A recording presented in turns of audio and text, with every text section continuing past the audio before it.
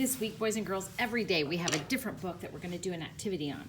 And we're starting with one of my favorite silly holiday stories called Mistletoe. And if you know anything about Christmas items, mistletoe is a plant that people hang, and it's said to be the when you're standing under the mistletoe, you're supposed to kiss someone, like your mom or your dad or your grandma or your grandpa. So this is called Mistletoe. It's a spin, and as you can see, it's a story about a moose. And you can see all around here he has decorations. So that has something to do with the problem. Remember, today you're looking for the problem and the solution, okay? Mistletoe by Margie Palantini, illustrated by Henry Cole.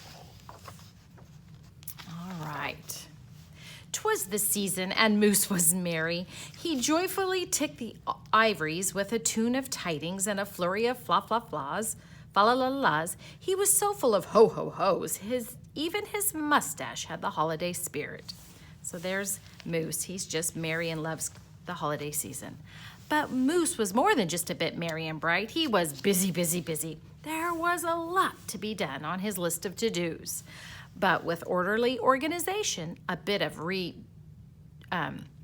regimentation, and lots of imagination, and just plain old Moose know-how, getting ready for the big day should have been simple, easy. Yes, in all probability, just perfectly perfect. Even his chair is decorated. He wasted not one merry minute. Moose got moving and put some hustle into the holiday bustle. He went to work. He wrote cards and letters till his hooves hurt. Check.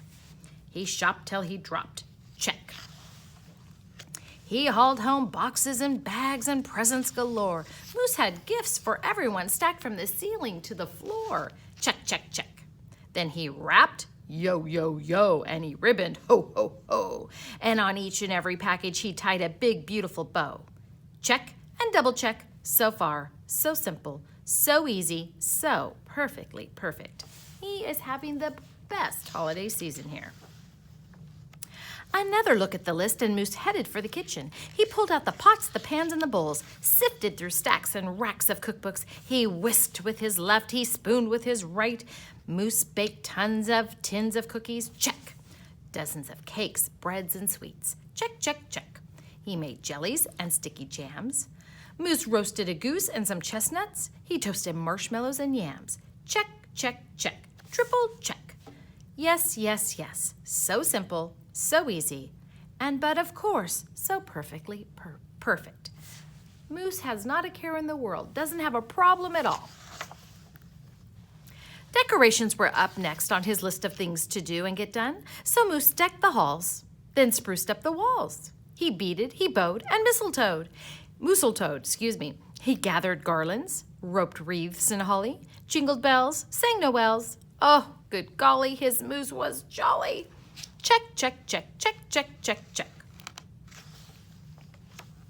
Last but not least, he hung all the stockings, each and every one with special care, and just in time, too. Soon, someone would be there. Check and final check. Yes, sirree. Getting ready for Christmas was an absolute snap. And so simple, so easy. And if he did say so himself, Moose thought totally, utterly, completely, perfectly perfect. He has been busy. On that night before Christmas, Mother Little Sissy, Bucky, and Junior looked all through the house. What a job Moose had done! Everything looked bountiful, festive, quite fine indeed. There was just one minor problem, if you will. Oh dear, sighed the missus as the five stared at one empty corner. Oh my, oh me, oh gee. Pop, what happened? Cried Junior. And what's the problem? You forgot the tree. He had been so busy. So who are the characters in our story? Mother, Father, Sissy, Bucky, and Junior. Oops! Where would they hang the tinsel, string the popcorn, light the lights? Where would Santa leave his gifts for the kiddies on Christmas Eve night? So Moose pulled on his galoshes and put on his hat. He would find a tree somewhere, somehow, and that's all there was that. So out went the moose, braving blustery blowing winds and the cold, trudging through snowdrifts courageous and bold. Off he goes. To fix the problem, he forgot to get a tree. Moose first hoofed it down to the corner. Not a tree to be had. Then he slid around the block. Uh-oh, things were looking bad. He went down every boulevard, street, and little road. He looked down lanes and alleys. Every tree had been sold. There wasn't a branch, not a twig, not even one lousy bowless bough hanging around. Nope, nada, nothing. Not a tree to be found. And we all say, dun, dun, dun, dun. No tree, sighed a sad moose as he came home empty-handed that Christmas snowy eve. The kids tried to make the best of it, they said. Oh, so who needs a tree? But Moose could plainly see they were short on glee.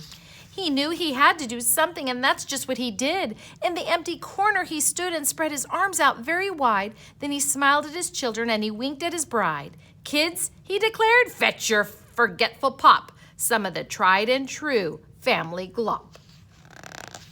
And they had made a sign to let Santa know this is where the tree would have been. So back came the kids carrying a big pot of glue, and without a word to anyone, they knew just what to do. They each took a part, grabbing strands, taking hold. Then carefully, oh so carefully, they glopped, they blopped, they pasted, and they pressed. They curled and they twirled every which way a follicle could fathom, until Moose's magnificent moustache was indeed even more of a marvel to see. Moose was just a few needles shy of being an evergreen tree. They strung Moose with lights from his head to his toes and draped him with tinsel beginning right with his nose. They hung balls that were shiny and bells that twinkled, candy canes, berries, and plum sugared sprinkled. Then they all stood back. Junior plugged in his pop. Ooh, ah. Yes, truly, Moose was one incredible sight. He was glorious and glowing, and boy, oh boy, was he ever bright. Then Junior placed the star on top of Moose's head. He gave him a kiss and a pat, and they all headed off to bed. Except Moose, of course. He stayed in the corner instead, still twinkling and blinking and waiting for Santa. And oh, so it wasn't so simple, and it wasn't so easy. And okay, it wasn't so perfectly perfect. But do you know what? It was pretty close. Ho, ho, ho. So, there is our story for the day. And now you're going to have a craft to do. You're going to make your own mistletoe, and you're going to do some writing. First, the writing.